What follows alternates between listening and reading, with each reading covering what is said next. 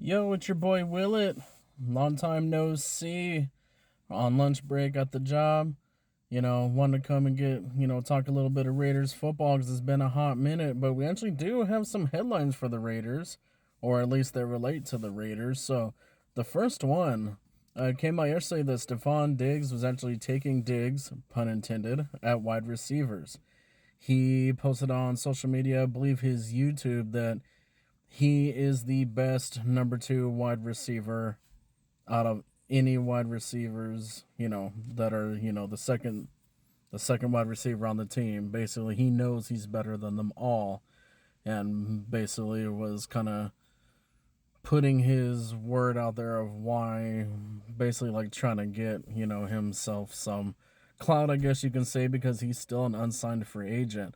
I have heard some people saying that they've been kind of spinning it that it was a dig at wide receivers of the Raiders, which is not accurate. He was stating NFL wide that out of all the number two wide receivers that are on the 32 teams of NFL, that he is better. So, is he? Who knows? A lot of people still speculate he's going to join the Raiders. I can make a case for both sides of why it could and maybe shouldn't happen. As for why it should happen, he does have ties to, some of our offensive staff. He has ties to Kubiak. He has ties towards our offensive coordinator. He actually has ties with Kirk Cousins as well. But, so there is a fit, you could say.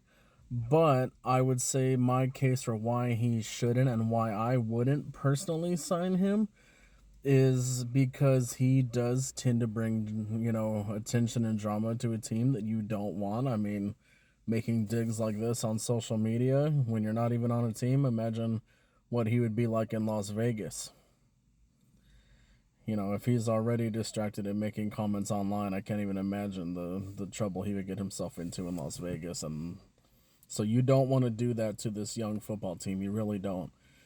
All right, so number two, Raiders training camp is approaching, y'all, and they listed some dates. August 2nd, 3rd, 7th, 8th, and the 11th will be open to the public. And if I remember correctly on the top of my mind, the August 11th one will be at Allegiant Stadium, but all are open to the public. I believe the ones on the 2nd, 3rd, 7th, and 8th are no cost, and I believe the 11th is a $5 ticket. But you do have to get tickets to all of the events. So if that's something, I would definitely check the Raiders website. Make sure you don't miss out. And then a lot of people are wondering why we released Charles Snowden. Well, he has received a 3-game suspension related to the DUI in the offseason. Hence, likely Raiders already most likely knew it was coming.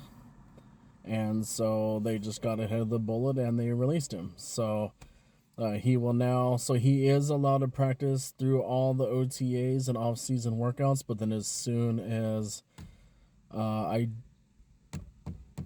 believe I didn't see anything about preseason. I think he may be allowed to do pre, but once regular season starts, he's out the first 3 games. So Raiders most likely knew this was coming, and they didn't want that, and then that probably had a lot of the reason why we drafted the way we did and getting a defensive line. Seemed to have a focus on defensive line with Keon Crawford and such. So that's some of the headlines that I see floating around the most. That's getting the most attention. Hopefully we,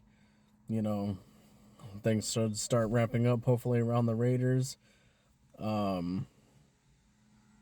And if you haven't watched on YouTube, check out my roster prediction that was after minicamp. And then I'll most likely I may do another one after training camp, or maybe after preseason.